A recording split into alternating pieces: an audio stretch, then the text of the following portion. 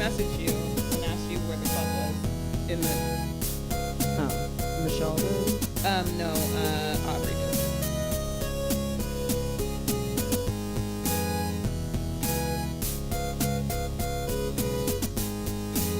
Gosh, there's too many. I have too many Animal Crossing. Oh, she messaged you in the game.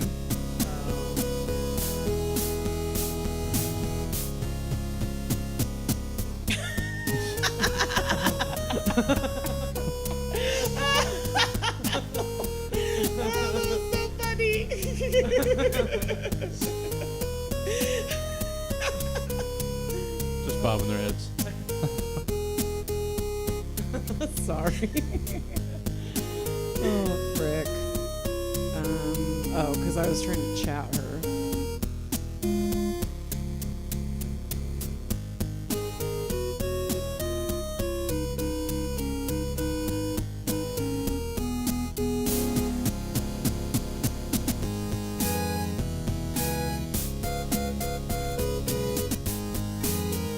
I think it's gray with the green roof. Yeah. To the left of the airport. Left.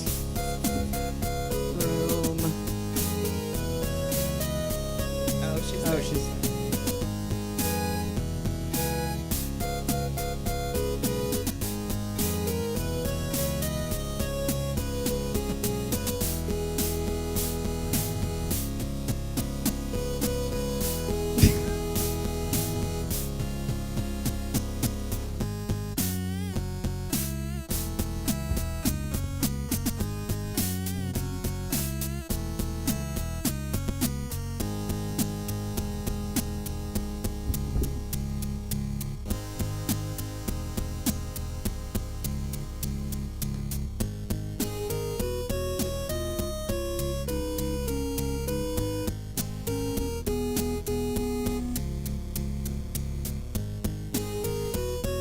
Oh man, I hope you guys got jokes for old ladies. That aren't comics.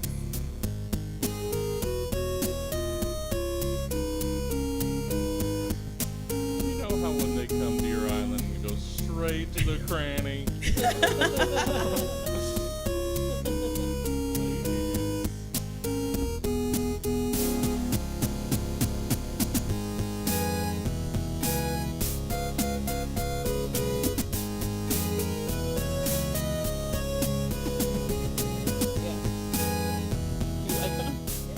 Hey, everybody. That's the top of the hour, which of course means we're not starting yet.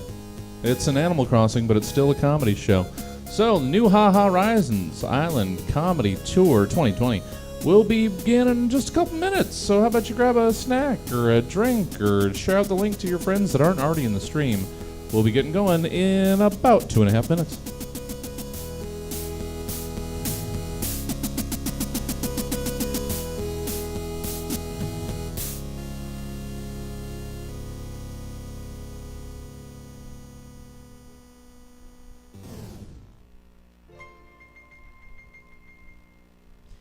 Do you want to share a therapist? A therapist?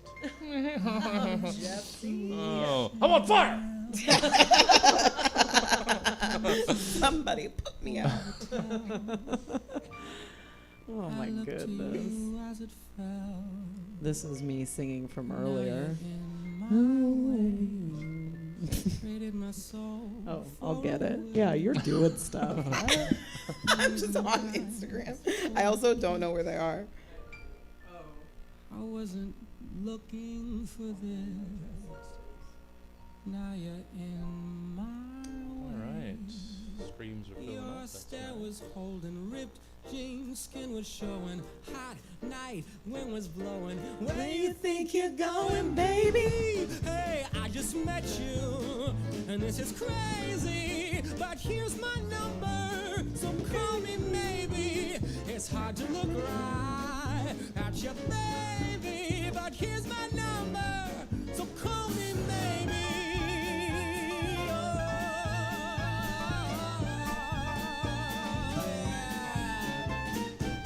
You took your time with the call. I took no time with the fall. You gave me nothing at all, and still you're in my way. I beg, I borrow, and still I have foresight, and it's real.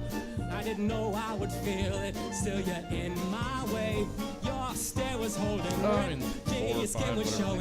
Hot night, wind was blowing. Where you think you're going, baby?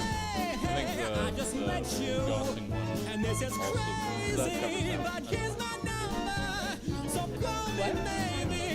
And all the other girls what happened? chase me, but here's my Thank you. number. Wait, what did you So say? call me, baby. I'm not focusing for that. All right, here we go.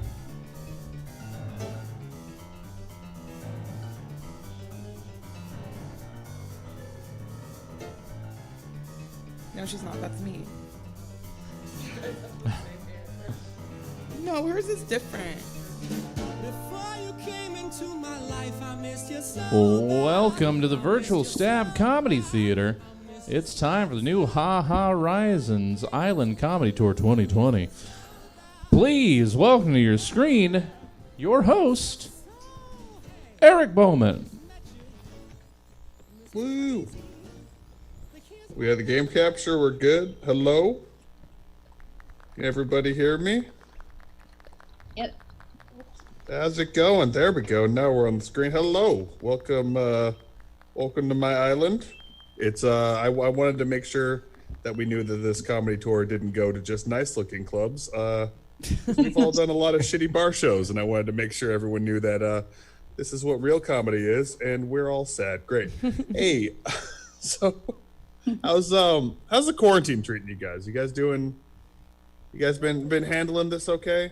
Because that's good. This is a really good way to open with a nice positive hosting set. Just like, who's really sad? Great. I am. Cool.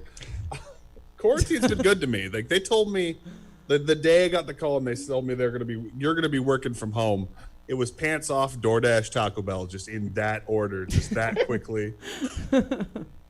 I was made for this. I got a whole slew of new excuses, and now I know because of quarantine, it is way more easier to cancel plans with people. And I absolutely love that. I thrive in this environment.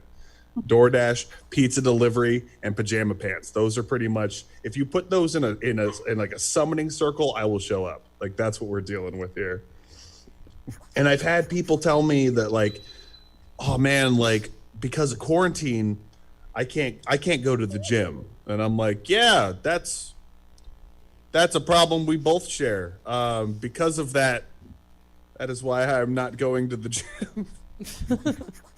And I've tried to lose weight. I have. And in quarantine I have actually lost 20 pounds, which I'm very excited about, because and I'm not doing it for me. I understand what I look like. I'm not too worried about it, but I want to lose weight for my wife. Like, she deserves sex without a sandwich break just one time.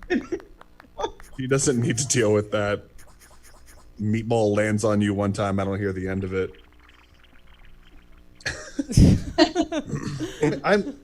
I'm excited to get back into comedy. Like, I've done maybe 2 shows in actually person, 2 shows on Zoom since I've got back into it, and like I love doing this, because I know, like, I want this to be my future, and I want someone to be able to see me about 2 years from now and be like, oh man, like, I remember seeing Eric hosting that Zoom show, and like, look at him now working at this Walgreens.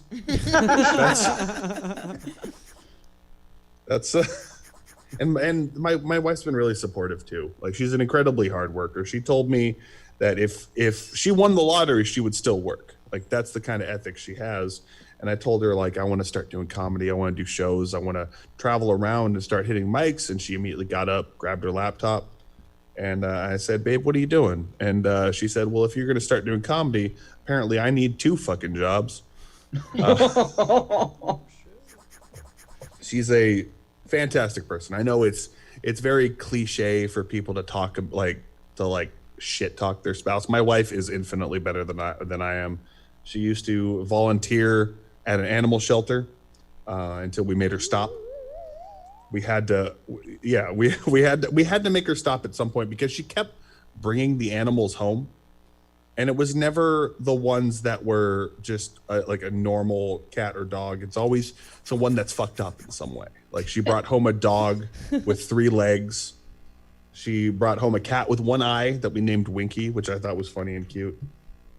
And I had to stop her and I was like, babe, why do you keep bringing these ones home?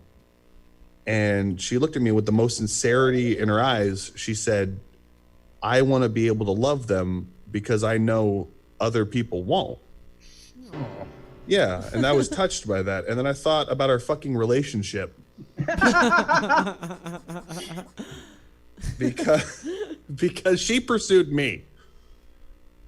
And I've talked about her a lot, and I had someone told me a while back, they were like, hey, like it was this older guy talked to me after a show, and he was like, why don't, like, you should do a joke about your wife catching you with your girlfriend, haha, like, and like that doesn't make sense to me. Like I won't make that joke for 2 reasons. One, I don't joke about anything I don't have experiences with. And I'm not, I found the one woman on earth who will split a dessert with me. So I'm not going to fuck that up. I don't cheat on my wife. I don't make jokes I don't have experience with. Have you heard one joke tonight about me on a treadmill? No, that doesn't make any sense. There's going to be a disconnect there.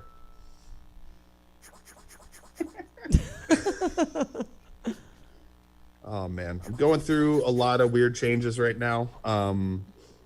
I recently got out of the Army. I was in the Army for 6 years, and I'm trying to readapt to civilian lifestyle. And I'm trying to get used to the way, because I lost a lot of my early years when I was in the Army, but I wanted to readapt to civilian lifestyle, and I'm excited because I recently got a job, and I had a hard time finding a job.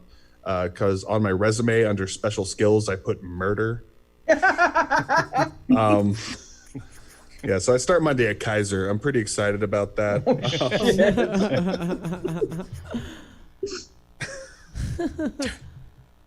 I do want to get back in shape though. I've been I've been asking advice of people of what they've been doing to get in shape, and I had a buddy of mine told me, like, you gotta wear a Fitbit. So I started wearing a Fitbit. You guys know what those are? Little thing you wear on your wrist, counts your steps. All I know now wearing a Fitbit is that I masturbate way more than my friends do.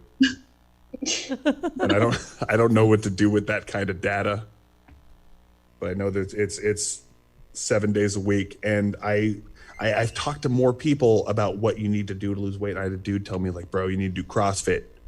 CrossFit is the way to do it. And I was looking around in Santa Rosa for a CrossFit gym, and I found one here in Santa Rosa that was perfect. That's amazing timing. In the middle of a joke, someone just leaves. That's how I really wanted this to feel.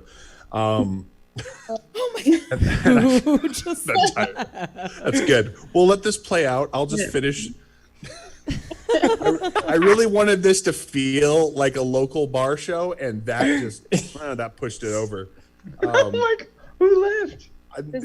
Now what I really want is the next time I do a show when someone is heading towards the door, just to go, I'm leaving. And then that's how I can really get that good feel. We all got kicked off. Did we all get kicked off? We should be there. Oh no. Oh no. What? Oh no. Is everyone still here? What a disaster. Oh no. We gotta run back to the room. Is my gate still open? Oh God. Or some island. I think. This is a comedy Chinese fire drill. Oh God, run back to the show. I don't remember. Apparently I should not do these shows. Last time I did a set in one of these, the lights turned off. This time everyone just like someone set off a smoke alarm. Begin. Oh, someone going. I will just stand.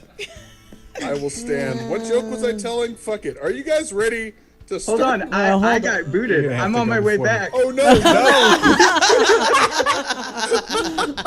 no. Don't put me on here. Hold on. This deducts into your time. I hope you know that.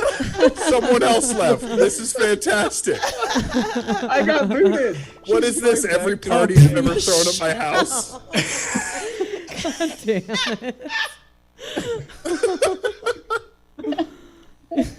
Damn it. It's all right. If I was already introverted and anxious, this is really gonna really push me over the edge. Oh, And This geez. is really easily not the gonna best This Zoom is show I've exactly done why I so don't far. want people to come to my island. It's this. I'm so paranoid of it. You remember when you do when you start doing open mics for the first time, and then all your friends show up to those? Ugh. This is like if everyone got together and they were like, "Hey, 2 minutes into a set, let's all fucking leave. Let's just all get up, 10 to 20 of us, just in one swift motion, and go to a different bar." I don't know why I got booted. Man, your internet sucks. No, I love Oliver Graves checking in to tell you that Nintendo is heckling you. Yeah. They did Doug that with Bowser's like, hey man, first the Smash Bros. Announcement. Well, at least And you're now still this, here. they're like, "We gave you Terry Bogard. What more do you want?" Should be happy. Enjoy whatever internet we give you. Oh yay! Someone's coming. all right, I'm on my way for my set. I have to really Wow, what a- draw out. What a diva. Are you guys ready for your You're gonna have to go way First- longer. Oh, this is such a First- diva move. This comedian hails from location, and he is happy to be here. I'm almost there. Hold on. And Oh, here comes This this. is the That- equivalent of clown. I can't find parking. yeah, Like a San Francisco show. yeah.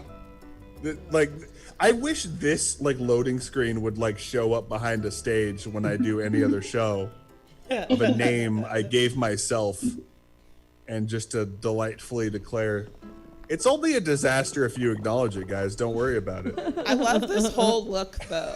I'm very into this entire outfit. I love it. Just walking in from off stage. One person's already applauding. He might be a bird, but that's okay. We'll take that. We're Zoom comedians. We're desperate. Well, at least watch the one kid game show introed up. myself for you. So. That's true. Yeah. Oh God. All right, I'm Y'all are running. professionals. Wee. Coming to the stage. Right. Oh God, I'm in the house. Hold on. Right. Right. I'm here. So Right. close. So close. Oh. Just aim the camera at the door. Don't get nervous. Stop panicking. Nobody sorry. panic. I was checking out your basement. Jesus Christ, don't put time for that. Ladies and gentlemen, Ruben Escobedo III. Yay. Oh, yay. Woo. Hold on, let me just check my notes here real quick. Yep, okay, cool. What's going on, everybody? That was awkward. I swear that wasn't me. I have fiber internet because I'm a piece of shit. What's up? How are we doing? How's everyone going? Yeah. Good, great. That's a normal response when I walk into a room to do comedy. Everyone just stares at me silently. Some people aren't even looking at the stage, which is cool. This is fun, man. I'm glad. Thank you guys for having me. I've never done an Animal Crossing show, so this is cool. It's also weird for me because I pace on stage. So to make my guy pace, and then he kind of does this, like, oh, let me just scoot in between the stool here. But I'll stand. I'll just stand, and we'll be cool. We're having fun. I thought it was cool that Eric talked about quarantine a lot. I'm doing a lot in quarantine. Like for me, quarantine is cool because everybody's been moving back in with their parents, and I never moved out. So I get this cool thing of everyone's like, man, living with my parents is hard again. It's been like 4 months, 6 months. How about for you, man? And I'm like, it's been 30 years, so it's been cool. It's been a fun thing to live with my parents. It's especially cool because my mom and I have been watching a lot of the Food Network. The Food Network to me is proof that God died, because what entertainment used to be was like two jacked, sweaty dudes in an arena, and they're fighting to the death. and maybe there's a jungle cat in there too, and everyone is fighting, and everyone's like, yeah, we like to see blood. And now it's just a fat guy being like, look, a hamburger, and we love it. We absolutely love it. That man makes a lot of money. And when a lot of people talk the Food Network, they always rip on Guy Fieri. Guy Fieri doesn't deserve it. Well, he does deserve it. But there are a lot more people than Guy Fieri on the Food Network. A lot of people don't know that. One of my favorite shows to watch on Food Network is called Man vs. Food. Oh, yes. And if you've never heard of Man vs. Food, what it is it's like if Guy Fieri is like the fire type, this guy is like the grass type Guy Fieri because he's just got long red hair and a lumberjack, like he's always wearing a flannel. That's only a joke I can do in an Animal Crossing show. I feel like any other show where I make a Pokemon reference, everyone's like, what does that mean? But so he's grass type Guy Fieri. And he's the second host of Man vs. Food because the first host got too fat. And he was like, I'm unhealthy now. I need to stop doing this, which rules. I wish one day I can have a job where I just go, I'm too unhealthy doing my job. So this guy goes to all these places and he eats this food. And we watch a man do a food challenge for 30 minutes and we love it. There's like 4 different ones an episode and they're fantastic. So there's one that we're watching, and my mom loves to watch Man vs. Food with me because she craves my attention and I'm depressed. So it's a pretty good tie together that we can just spend time. And so we're sitting there watching, and this guy goes to Florida, and he's like, yeah, I'm going to try this big hamburger, the world's biggest hamburger. And the guy comes out of the shack, and he's like, it's all fish and a hamburger, and if you eat it in 45 minutes, you get a Polaroid. And the guy's like, I'm in. So they start filming, and he's narrating this thing like it's a World War II documentary. And he's like, yeah, I have to put the bread aside because bread, that's my worst enemy. And I think that's kind of cool to know your worst enemy. I think for me, mine is depression. So it's cool that like his is bread. I would say top 3 from depression, fear of commitment, and maybe sharks. And he's got bread in top. I would say bread's number 30 for me. Right above like my parents dying, but like right under my girlfriend dying. I have priorities. And so I'm sitting there and we're watching it, and this guy's putting this bread aside and he goes, I gotta eat this bread and I gotta save it. I'll just eat all the insides first. Because apparently we need a play-by-play of this. And finally he eats all the innards of the sandwich and he just has the buns left. And the crowd starts chanting, eat those buns, eat those buns. And this man has the audacity to look at the camera and just go, if I had a nickel, which rips because I learned that moment that the newest food to come to the Food Network is ass. And it's cool that they can do that now. And out loud, I'm watching this with my mom, and out loud I just go, oh my God. And my mom goes, what? And I was like, he just made a joke. And she was like, about what? So I don't know how quarantine's going for you guys. Going pretty cool for me. I had to explain eating ass to my mom. That's a cool thing. Not explaining it to my mom, but the eating ass thing. I am a millennial. It's cool. I wear a lot of flannel. And I know it's a very hack thing to be like, oh, I look like a woman or a lesbian or something. But the other day I was in the grocery store and I had my face mask on and I approached the register. And the woman goes, ma'am, we're not ready for you yet. And I wasn't upset that she thought I was a woman. I was upset that she thought I was a ma'am and not a miss. It was like, no, you're a little too old. And I get it. It happens. After that, I love when people misgender you because then they immediately try to correct it as many times as possible. Because after that, she called me sir 6 times in 2 sentences. So she was just like, oh, sir, do you need anything else, sir? And I was like, look, I get it. It happens. I dress like Rosie. I was going to say I dress like Rosie O'Donnell on a bad day. I dress like Rosie O'Donnell on a good day. And I get that. Look, we've all had our bad days and our good days. Something I did a lot of talk about. And now that quarantine's happening, everybody's all over the internet. And I love it because something that is cool to do on the internet is cyberbully. And I don't know if you guys have ever tried it. It's pretty cool. Before quarantine, we kind of agreed as a society we don't do that anymore. But now that we're stuck inside at our computers, we're kind of just over it. And I love that we can just cyberbully and make fun of people, and it rules. One person that you can there's one person that everybody can cyberbully and you can do without any repercussions. And do you guys know who that is? Who do you think we can cyberbully without any repercussions? Nicolas Cage. Dude, if you cyberbully Nick Cage, I don't know if Twitch can hear that, but he said Nick Cage. If you can cyberbully Nick, I feel like Nick Cage is the kind of guy who, if someone brought anything connected to the internet into his home, he would smash it and be like, "We can't do that here."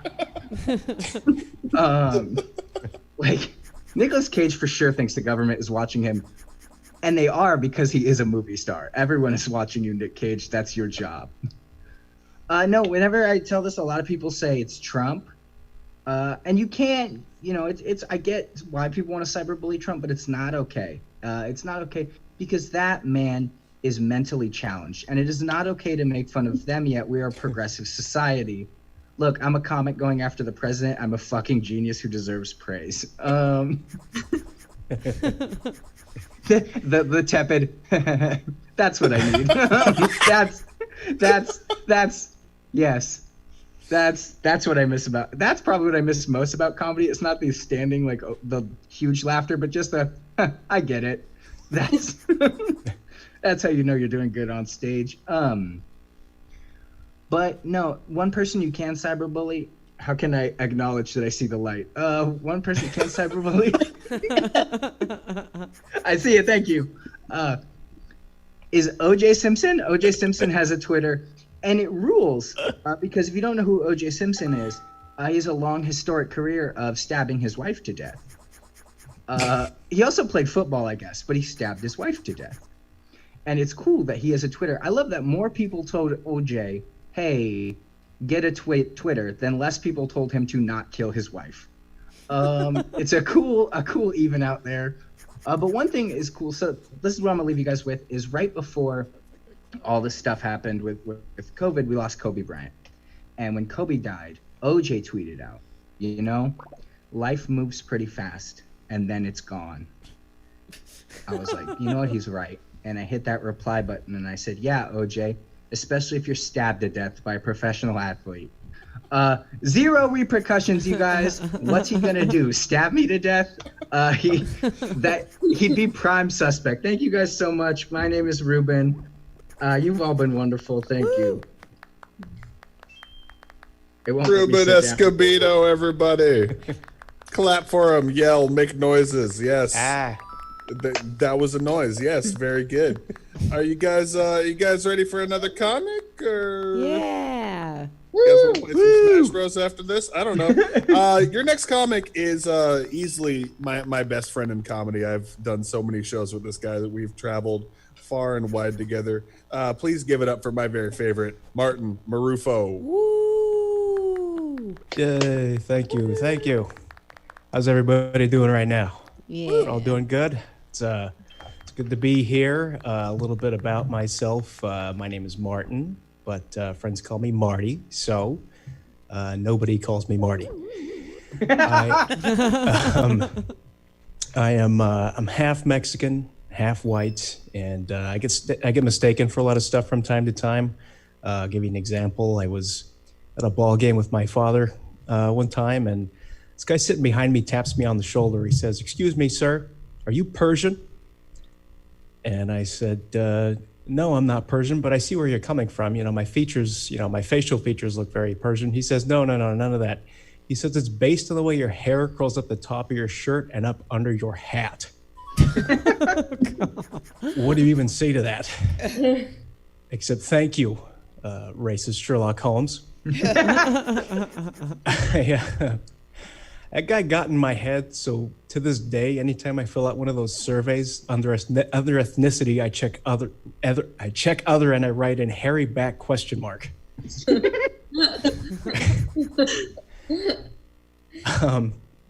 you know, growing up, I got to know the Mexican half of my family much better than the white half, because the Mexican half of my family would throw a party every other day for any little reason. White side of the family, we'll see it. White side of the family's like, we'll see you Thanksgiving, Christmas, New Year's, go fuck yourself. But the Mexican side of the family, it's like, hey man, your cousin Victor has an back at Whistletooth. Come over, we're getting fucked up. Like, all right, if you say so. We'll be right over, Grandma. Yeah. I grew up in an area where everybody spoke Spanish except for me. My father spoke fluent Spanish, never taught me. And all that meant was it was really easy for the other kids to talk shit about me right in front of my face. Like, it was always like, hey, there's my name again. Puto, what's a puto? Well, they're smiling, they're laughing, it's gotta be good. I think I'll go home, I'll tell my dad. I'd run home, Dad, I'm a puto. He'd go, well, son, we finally agree on something. Oh. I've been really interested to see that the name Karen has become like some sort of a racial slur, or they're trying to make it a racial slur. Like, normally I wouldn't really care, except my sister's name is Karen. So No. it's been so much fun. Just, we call her K-word now. And I tell you, it has been such a blessing for me and my brother Beaner. Oh my God.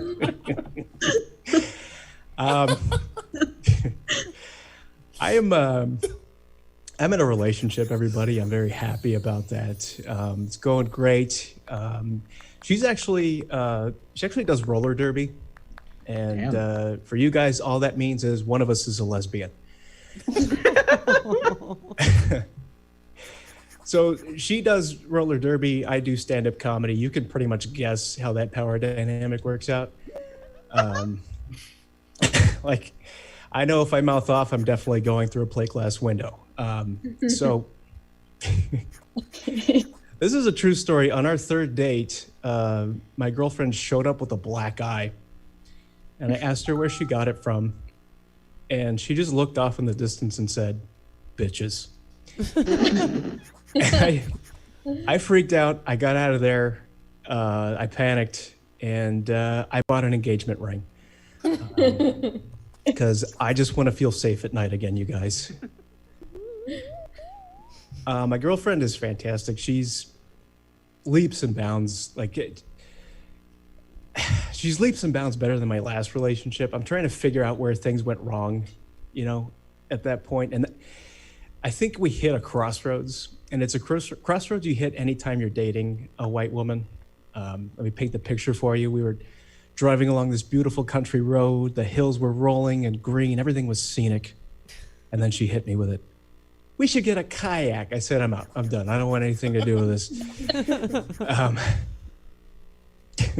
This has been weird. I've somehow I've been able to keep the weight off during this whole, coronavirus fiasco, and I can share a little secret with you guys. If you really want to keep weight off, you want to stay at a healthy weight, all you got to do is cut out one little thing, and that thing is joy. Oh my God. Smiles are empty calories. So I'll, I've actually been, I've been having a lot of health issues, and I've had to cut out a lot of things just to, because I have an ulcer, and one of the things that really aggravates an ulcer is coffee. And that sucks because now I can't drink coffee. Now I drink tea, and I don't like tea. Tea is disgusting. It's dirty leaf water. It belongs in the gutter. But I will tell you one thing about tea. I will tell you one thing. When you drink tea, you just feel a little more sophisticated, don't you? You just feel a little smarter than the next guy, even down to that nice, relaxing sound you get when it's ready, that nice little... Oops. NPR will have to wait. Tea is ready. And when I drank coffee, I used a Keurig. You don't get that nice, relaxing sound with a Keurig. This is the sound you hear when your Keurig's ready. It's horrifying. It's like Donald Duck is taking a diarrhea dump right inside your coffee cup. It's like,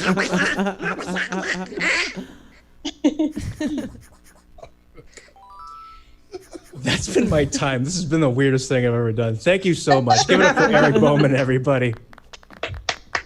Fucking move, Bowman. Excuse me. Yes. Martin Roof, everybody. Very funny. One of my best friends. We kissed once. All right. Are you guys ready? We had masks on, but it still counts. Eskimo kisses are still kisses, damn it. Is that the nose or the eyes? Which one are the eyelashes? Is that butterfly kisses? Butterfly kisses. Which one did we do and which one is gayer? I don't know. What was the point of wearing the masks if we touched our eyes together, Bowman?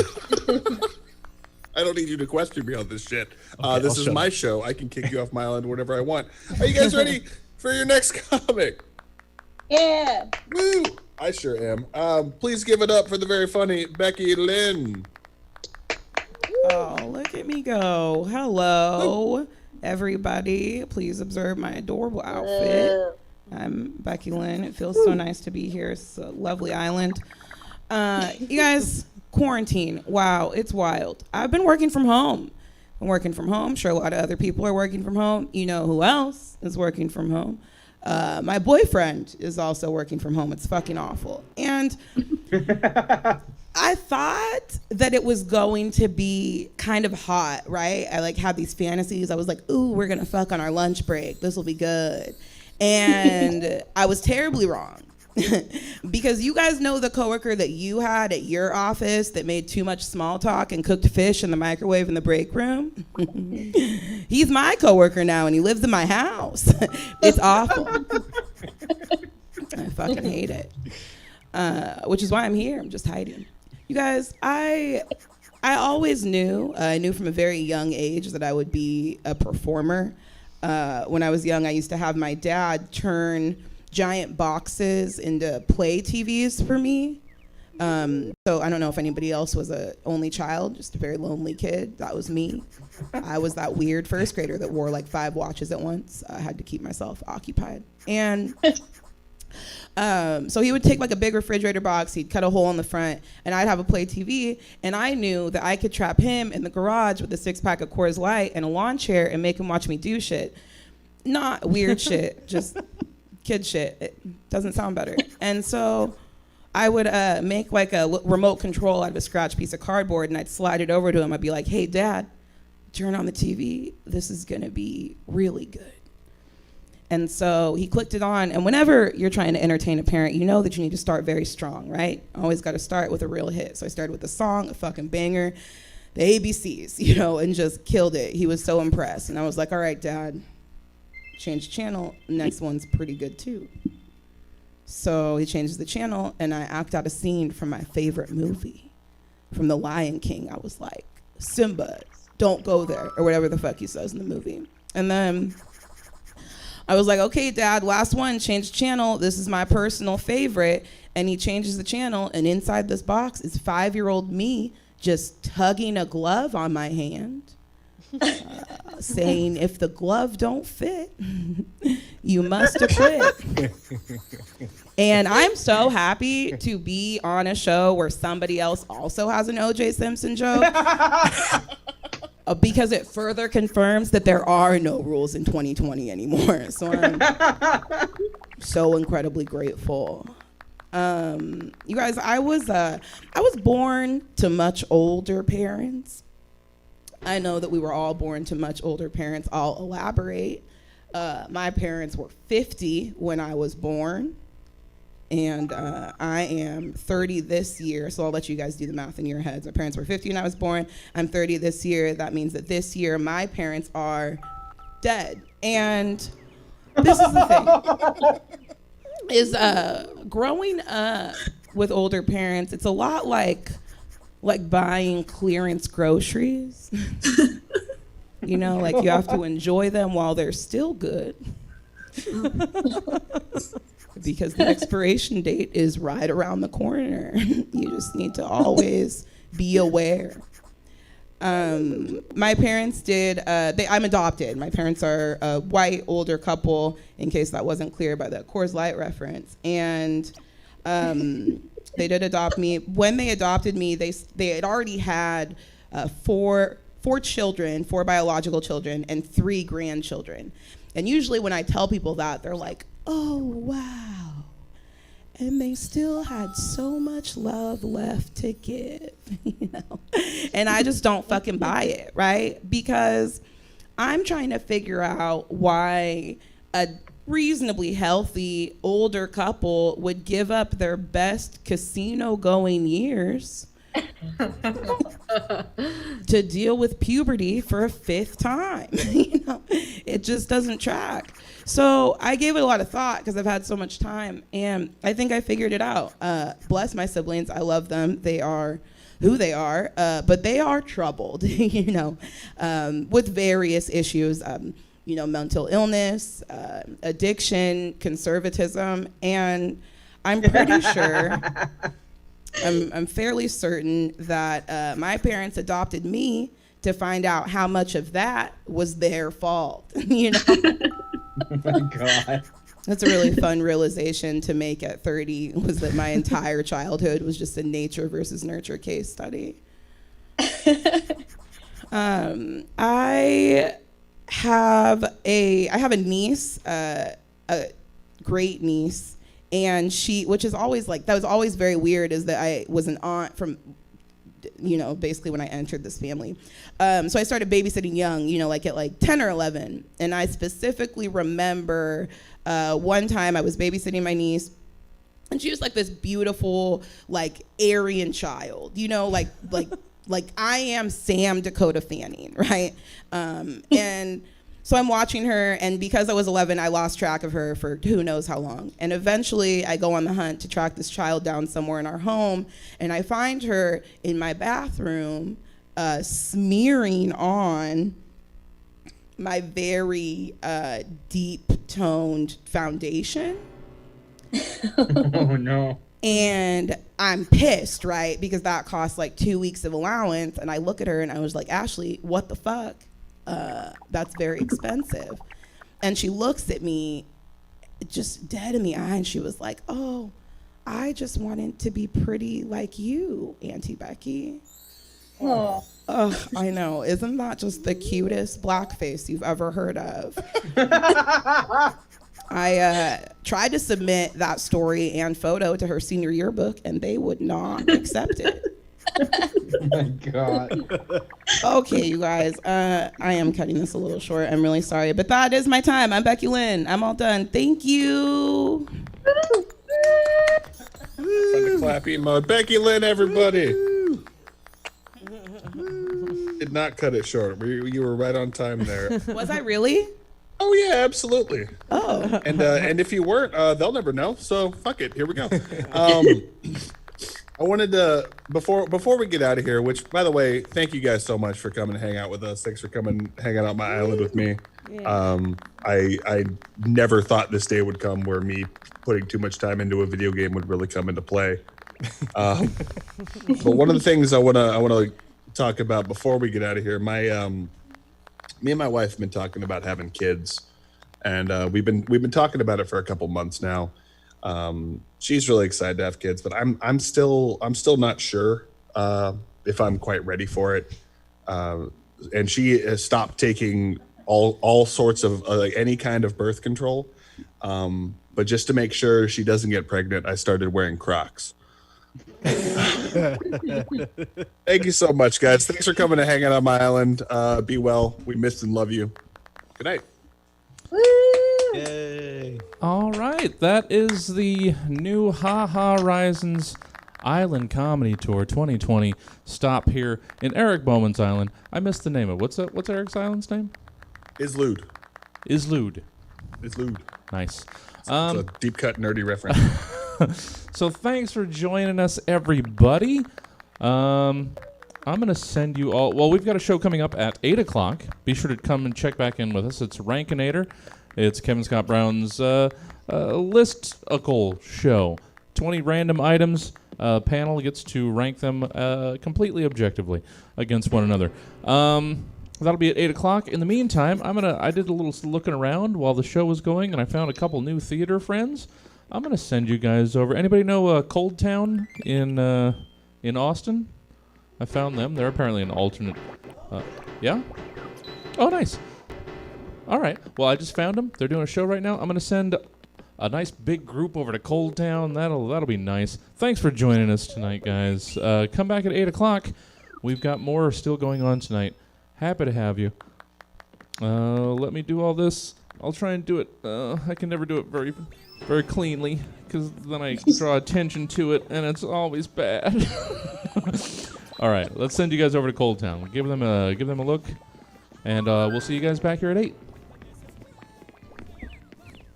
Thank you, Jesse. Thank you. Thank you. We did it. That was awesome. We did That was fun. Yeah, it was a good time. That was not me that crashed it. Okay. Likely story. Okay. I'm just saying, there's one person who's not in here anymore. You know what? I got your Facebook friend request, but I can undo that right now. How dare you? How dare you sabotage the show on my God, it's the multitasking of like trying. All right, to guys, talk, but sending also you guys trying over make to your Cold guy- Town. Got a show. Oh no, someone's just hosting us. No, we're sending other people. You can't host us right now. We're sending other people to someone else. I told you. All right, here you go. We'll see you guys at 8 o'clock. Yes. Are we good? We did it. What is happening? Wait, who are these people? What happened? Do they know we're here? This is the most frightening. Okay, that's I think- good. Get out of me. That's even scarier.